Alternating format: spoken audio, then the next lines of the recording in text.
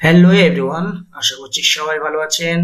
তো চলুন এই লেসনে আমরা একটি আহ, কাজ দেখব, যেটি একদম ম্যানুয়ালি করতে হবে, কোনো টুল ব্যবহার করা যাবে না, হাতে করতে হবে। এই ধরনের কাজ আপনারা কিভাবে করতে পারেন তাই আমি আপনাদের দেখাতে যাচ্ছি।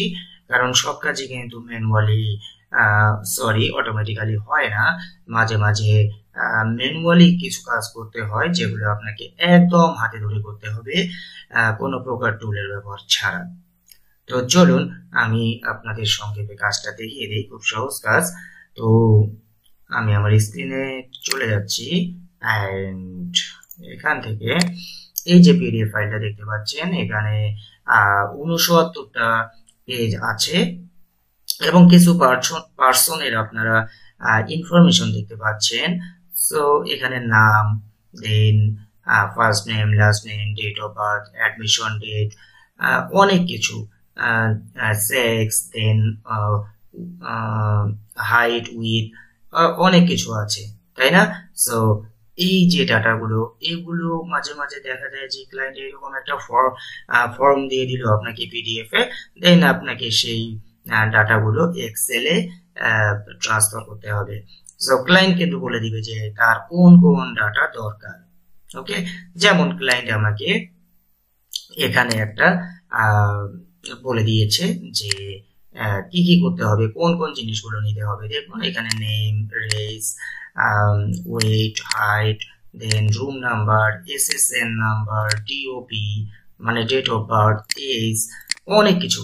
তো এখানে emergency contact number, relationship, guardian, অনেক ইনফরমেশন এখানে আমাদের আছে, দেখেছেন?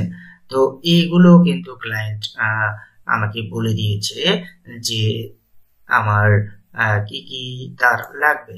এখানে অনেক কিছু আছে, দেখুন এই যে ফর্মটার মধ্যে যা আছে সব ইনফরমেশন আমাকে দিতে হয়েছে।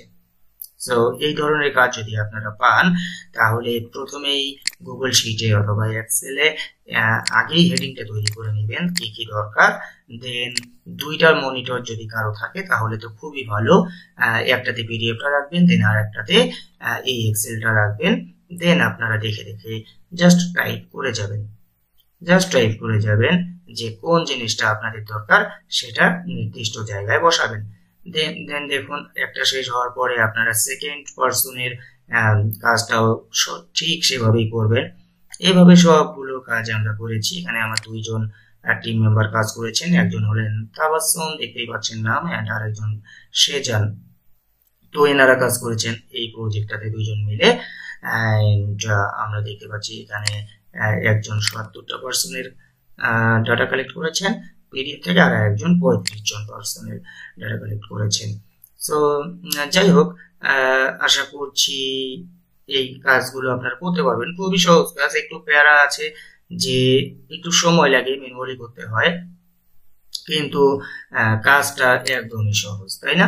এবং ভালো একটা অ্যামাউন্ট আপনারা এখান থেকে চার্জ করতে পারবেন। এই ধরনের কাজ করলে অবশ্যই আপনারা অ্যামাউন্টটা ভালো নিবেন, কারণ এগুলো ম্যানুয়ালি করতে হয়, কোনো টুল ব্যবহার করে কিন্তু এটা করা যাবে না।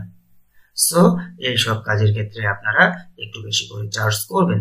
যেমন এই কাজটার জন্য আপনারা একটা পেজের জন্য $1 করে চার্জ করতে পারেন অনায়াসে।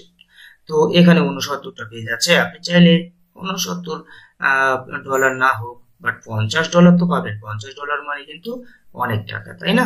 সো $50 আপনি যদি 2 দিন সময় নেন ক্লায়েন্টের কাছ থেকে, সো 2 দিন সময় নিলে আপনি এই কাজটা একাই করতে পারবেন বসে বসে।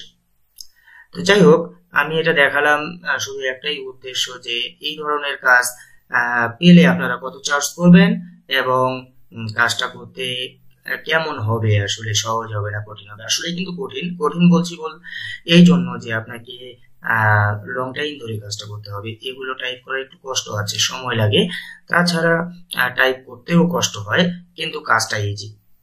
এমন না যে আপনাকে কঠিন কাজ করতে হচ্ছে, সহজ কাজ করতে হচ্ছে, বাট কষ্টটা বেশি, এই জন্য আপনি চার্জটাও একটু বেশি করবেন। তো ঠিক আছে, পরবর্তী লেসনে আমরা আবার কথা বলবো। ধন্যবাদ।